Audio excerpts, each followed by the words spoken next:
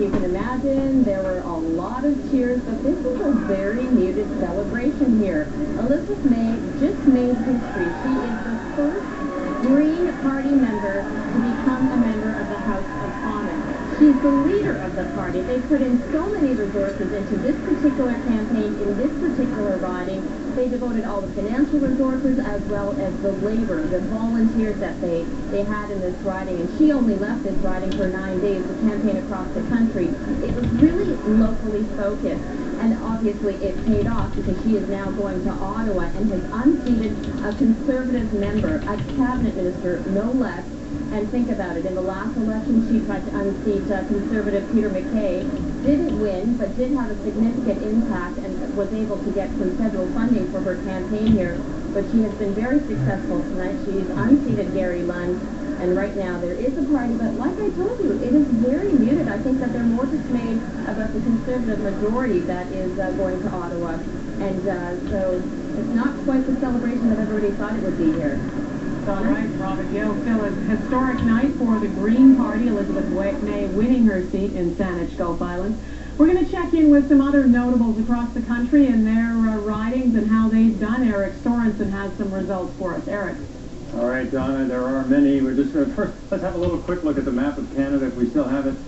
How is that changing tonight, just at a glance? It's a lot more NDP orange than we've seen in the past.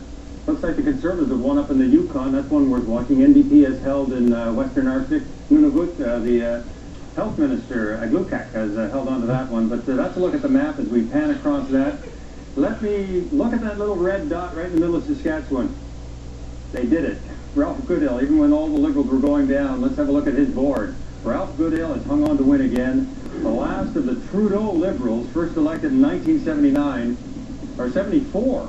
1974 for Ralph Goodale. He went back to provincial politics for a while, but there's somebody that might stand in as a temporary leader for the Liberals if they're looking for one. Other notables, Simcoe Gray. Kelly Leach has defeated not just the NDP, but Helena Georges. She had a very tough time, drummed out of the Conservative Party, now drummed out by the voters. Chilliwack Fraser Canyon. Mark Strahl, you might recognize that name. Chuck Strahl, his dad, retired this year, and walking right in his footsteps in the same riding in the Fraser Canyon area, Mark Strahl. How about that? Markham Unionville, one Liberal who did hang on in the GTA, John McCallum, former Royal Bank economist, beating all comers. He won by 25% last time. This time he won by only 3%. So even where the Liberals have won some races, they were very close. If we have anything else you want to see right now, I'm ready to start with them. All right, Donna, back to you.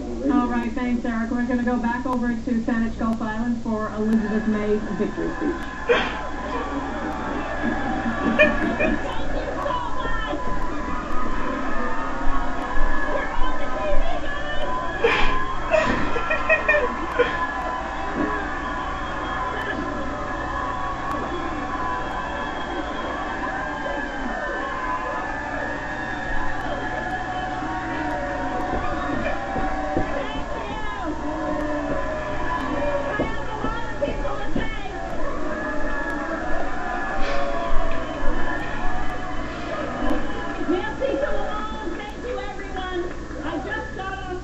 From a very boisterous bar on Salt Spring Island, where I called the gang there.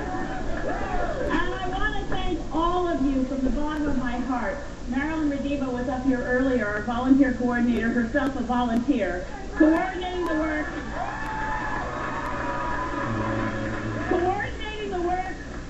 and listen to this, Canada, listen to this, coordinating the work of the 1,000 volunteers on the Saanich Peninsula, the 700 volunteers on Salt Spring Island, and altogether 2,000 volunteers from Saanich Gulf Islands who today made history.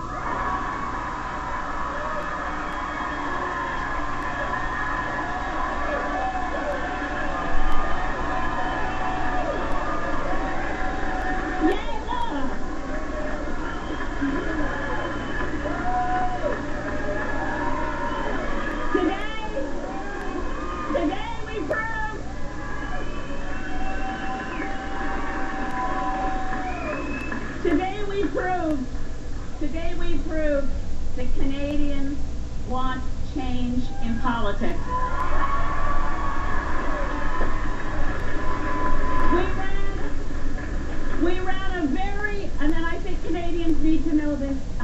all know this, we ran a very non-partisan campaign. We ran a cooperative campaign. I need to start by sharing with you that I had a very gracious telephone call just moments ago from Gary Lunn congratulating me on this victory.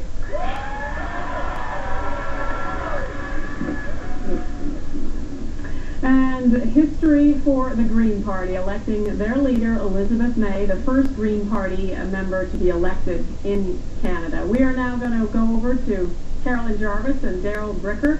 Our huge exit poll that we have, more than 35,000 Canadians. We asked them what they wanted as the outcome of this election, to be a majority or a minority government. Well, we know the answer in terms of votes. What did we find out, Carolyn? Well, we wanted to know from Canadians who voted today how they were feeling, what their appetite was for change, and whether or not tomorrow morning they'll wake up happy. And what did they say? Well, actually, 56% of Canadians say that they'll be waking up happy because they wanted to have a majority government. And they got that indeed. And what was driving them when they were heading to the polls? We talked a lot about voter fatigue. And so one of the questions we asked them was, I hope somebody wins a majority so I don't have to have another election for a while. Well, as we saw with the NDP vote, there was a fair amount of anger behind that. For the Tory vote, it was really a certain group of people who were saying, I want stable government. I don't want to have to go to the polls again for a while. So they were voting for not having to go to the polls for a while. And tally this up on the left side of the screen here. That's 64. Upwards of 60% of people who agree with the statement. I just don't want another election. Correct. And when we're talking about Stephen Harper, does he deserve to be reelected? Obviously, we've sent him back for a very strong mandate and a very solid majority. Look at these numbers. Well, the way the Canadian system works, you don't have to have a majority of the votes in order to win a majority of the seats.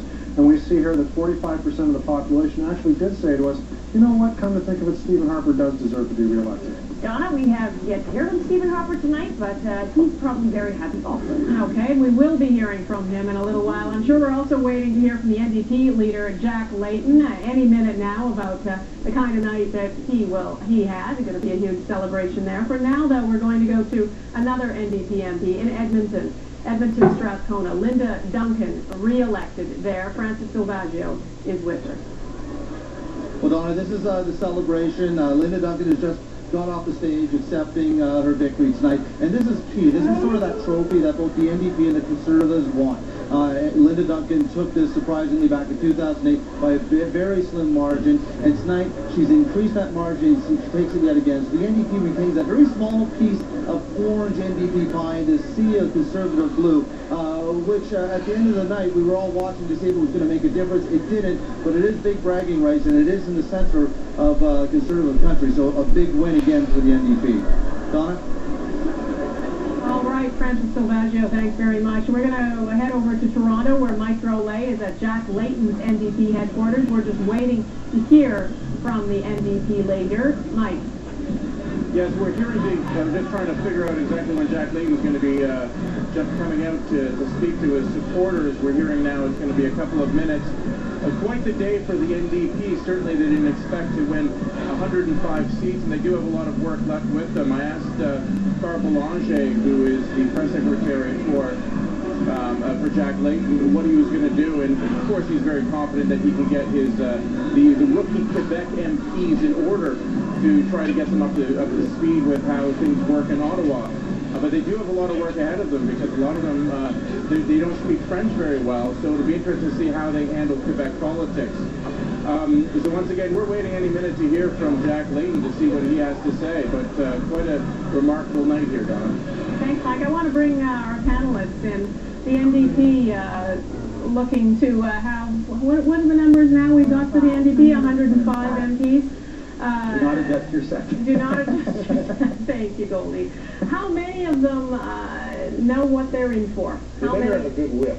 Yeah. You're absolutely right. It's a good thing that the New Democrats had a good, strong base of members of Parliament going into this with about 36. Those folks will be the backbone. Right.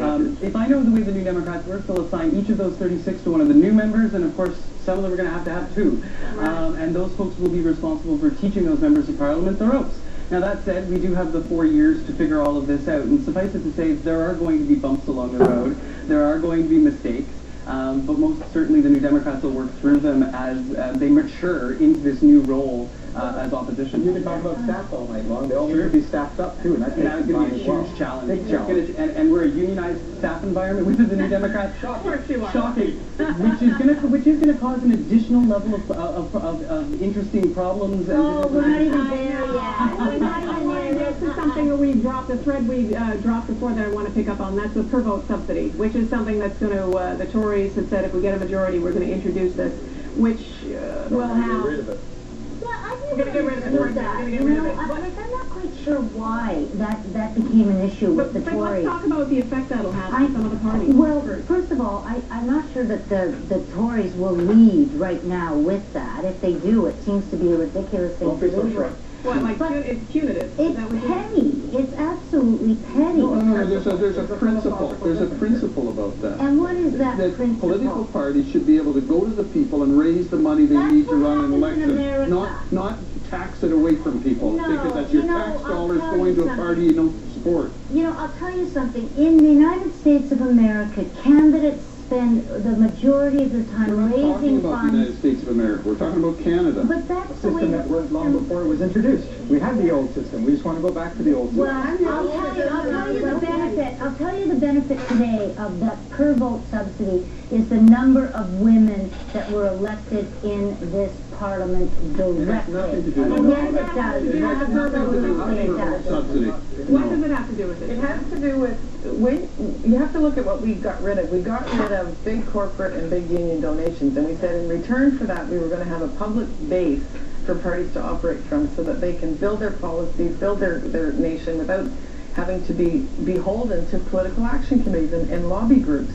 And in the United States, they have that problem because they have most of their monies, they have to start raising in the millions of dollars through political action committees, so it's very difficult to have policies just built for the ordinary person, and that was the quid pro quo. So we did get rid of big corporate and union donations, and we created a public climate, which has actually worked very well for all the parties.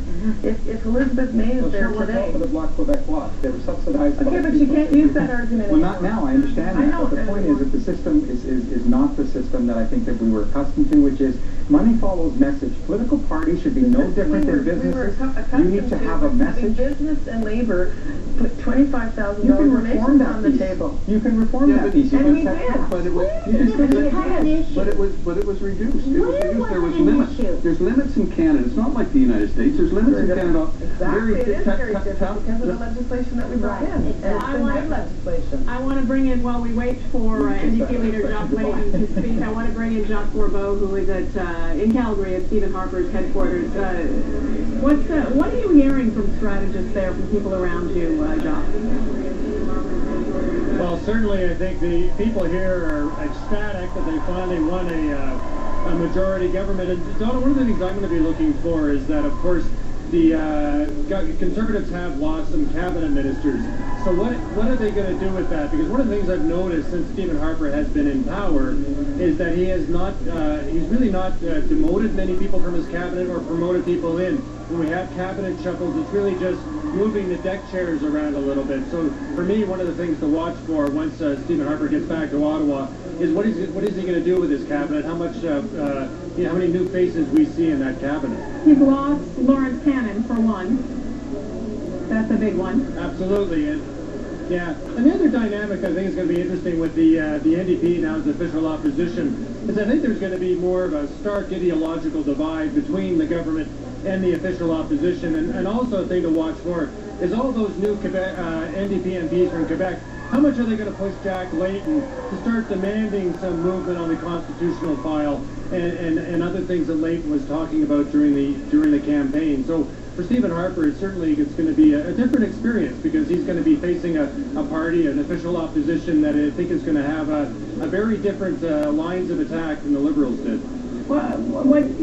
Goldie, what do you make of that? I think we haven't talked much about the dynamic between Mr. Harper and Mr. Layton. I think it's an area in which... What is the dynamic? What's their relationship like? You hardly have a very good relationship. Do they? It's not well known, but I know that they meet quite often and have Have a beer? It's been a good They have a beer? relationship. It's cordial, but the I don't dynamic. think they have a beer. But they have a better relationship than Michael Ignatius and Yes, Stephen Harper. and certainly a better relationship than is known in the public. And what's the basis of that? Trust. Well, I think that, it comes right back to where we started originally on this whole discussion about the need in minority parliaments to work together. And the Prime Minister, despite all the criticism he gets, about being autocratic and stuff, he has proven over almost 5.5 years that he can work with people like Jack Layton. But there has been a paradigm shift here. To do with the kind of personal relationship that his father had as a progressive conservative minister many, many years ago. I mean, Layton does If you want to know where Bob Layton's influence comes into Jack,